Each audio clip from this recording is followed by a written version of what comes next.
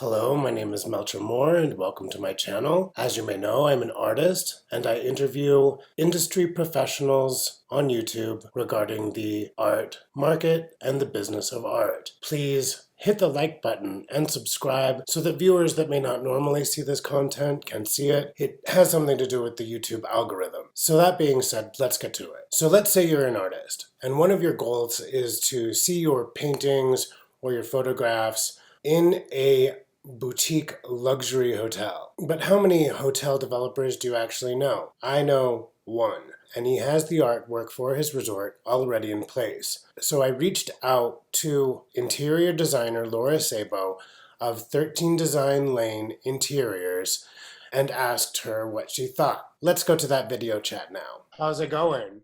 Good. Hey, before we get started, can you tell us a little bit about yourself as an interior designer? Well, I've been busy, as I always am, working primarily on residential projects.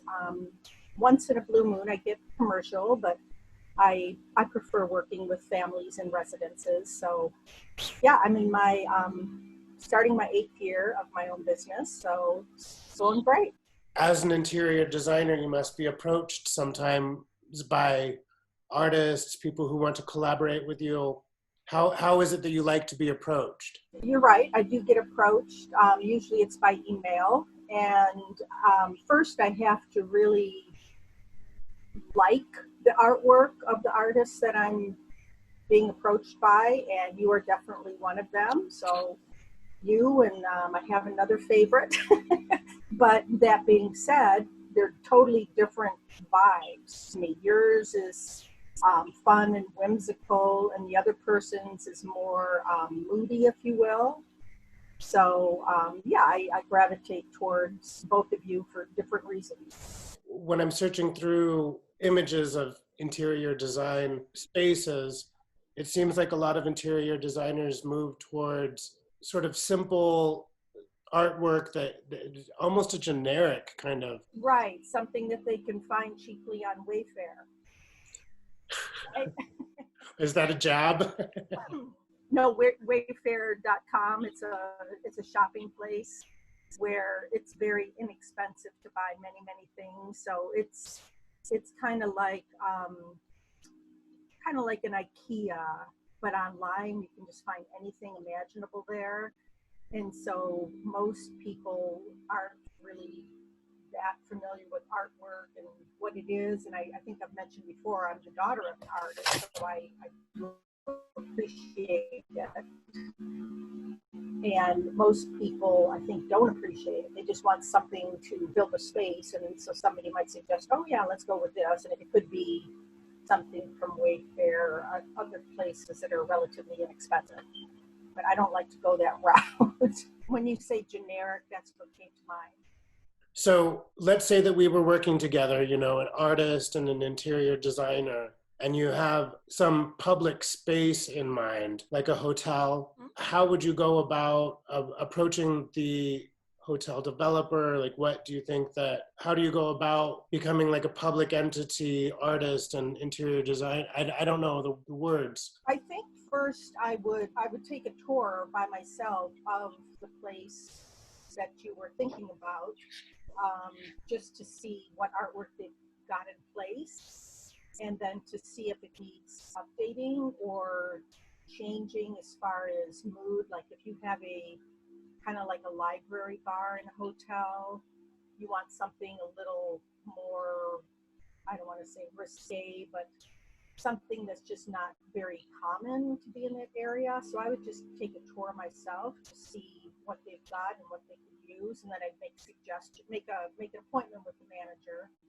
and then make suggestions for specific spaces. Like, hey, I just took a tour, and this could have this or this could have that, instead of just going in blindly without having anything in mind.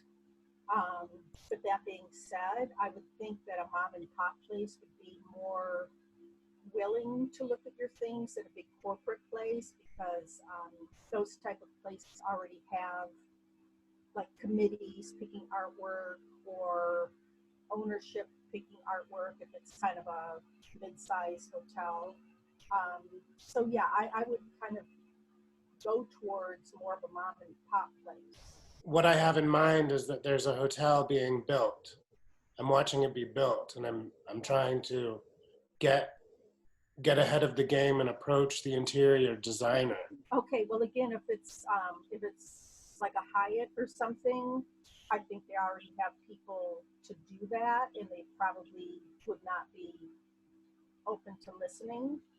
Um, but if it were kind of like a smaller scale, I can't think of one like maybe Dunaway. Well, that's not true because that's owned by Hyatt or Hilton. Yeah, I can't think of an example of kind of a mid-range, but I think most of those companies do have people in place ordering things just from Wayfair. How do you think you would approach? How do you even find out who those people are? I would definitely set up a meeting with the manager. I would not make a cold call. I would set it up in advance to get the proper person to speak with. Because if you just go and ask for a manager, I think they'd be more likely to blow you off and just, if you have a meeting in place, they would get the specific person to speak with you about it. And you think email is the best way to start kind of fishing around for that type of stuff? I do. Either that or when I said don't make a cold call, and then don't call and just say, I want to talk to the manager, I would kind of feel out who that manager would be and then specifically ask for that person's email and then go that route. And so if my paintings are so specific, like very whimsical, there's sort of a storyline. But if I were to produce artwork to go into these public spaces, you think that maybe there's a like a general kind of theme, or how do you? I don't even really know how to create generic artwork. No, because yours is yours always has a lot of locations, a lot of like cityscapes or beaches or so forth. And that's not to say, I mean, I've seen things where you have people in homes and so forth or on staircases. So I would just maybe like if it's something, a hotel on the riverfront, maybe show some river scenes or some water scenes, something that goes with the territory, so to speak. And then when you're approaching artwork for individual rooms, maybe some with that shows, sofas with people sitting on it, or various room scenes versus like cityscapes. If that makes sense. kind of match the decor to the environment. Right, exactly. And also, I don't think they're going to repaint their walls because of artwork. So you have to think about what type of wall is going on as well. I think most hotels have kind of generic um, paint colors. I could be wrong, but maybe some of the higher end ones are still more bold, have bolder colors, and then you can work around that and definitely pick out some of your go on, certain walls. But I think key is being prepared in advance. Like I said, kind of take a tour and just see, like if they have a lobby bar, if they have a library bar, just go and go and take a picture of that spot, and then go home and find a piece of artwork that would look wonderful in there. Do you think that it would be my responsibility to do the framing or the hotels? I think you could broach them both ways because they might not want to be bothered with the framing. I think they would probably rather have it already come to them ready to hang. So I would think maybe you could come up with a package both ways. Like if you want it framed, this is the cost. If you don't, here's where you can go for a frame. But I really don't want to be bothered with that aspect.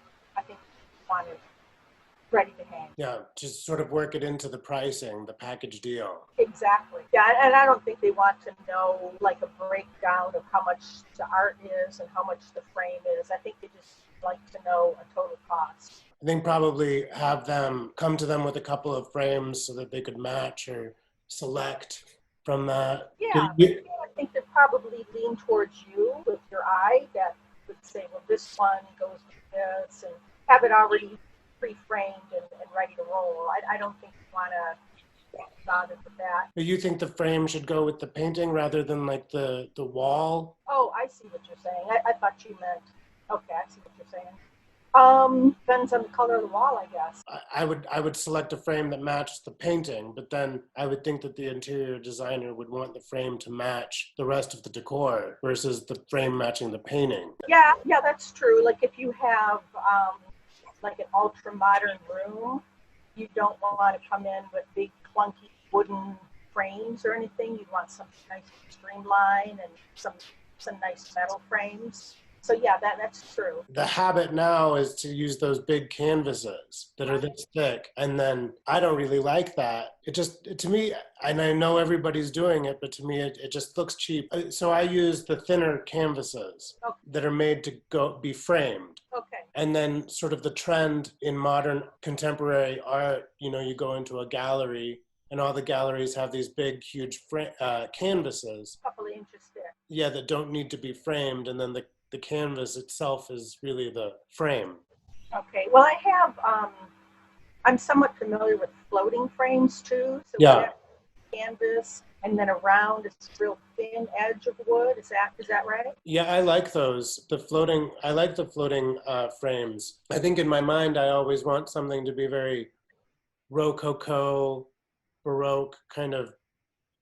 I guess I think I'm painting for the Vatican or something. Well, your artwork has that kind of sense, so that kind of style. So I could see how you would like that. Yeah, I've always really wanted to be in a hotel for some reason. Yeah. I've always wanted to be in the lobby and then replicate the image throughout the rooms. Well, there's a lot of visibility at a hotel, obviously. So you would appeal to a lot.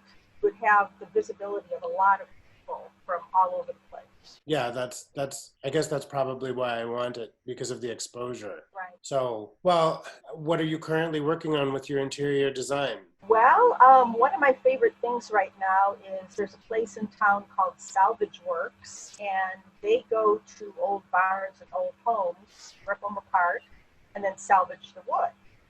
And one of my favorite woods is the Oregon blue pine. It is absolutely stunning.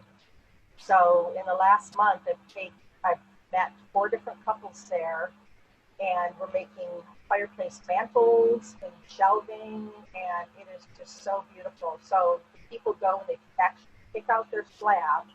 It's kind of like going to a restaurant back before, pandemic and picking a lobster. It's like, I want that one on the bottom.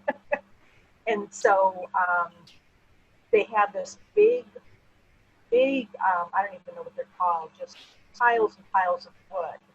And then somebody comes with a forklift, and literally it's like, I want to see that one, I want to see that one. And they're happy to show you because every has different knots and different frames. And then they pick out their specific for the mantle or for the shelving, and then it goes in the kiln for like 6 weeks, and then they come back and they actually shape its size. And so yeah, I'm really into that right now. And the people that I take there too, they're just, wow, we had no idea this even existed. So it's pretty cool.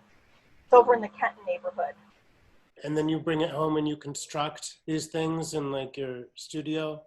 No, Salvage Works does the whole thing. Like if it's shelving, they'll ask you if you want it to be floating shelves or do you want it on brackets. So they'll do the whole thing. Do you want a live edge or do you want it a straight edge? So they do the whole thing. All I have to do is take the people there and hope they love it as much as I do. It's beautiful.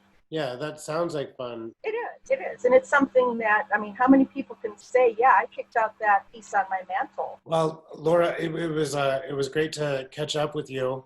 You too. It was good to see you. 13 Design Lane Interiors. Yep, that's me. Excellent. Thank you so much for asking. Yeah, thank you.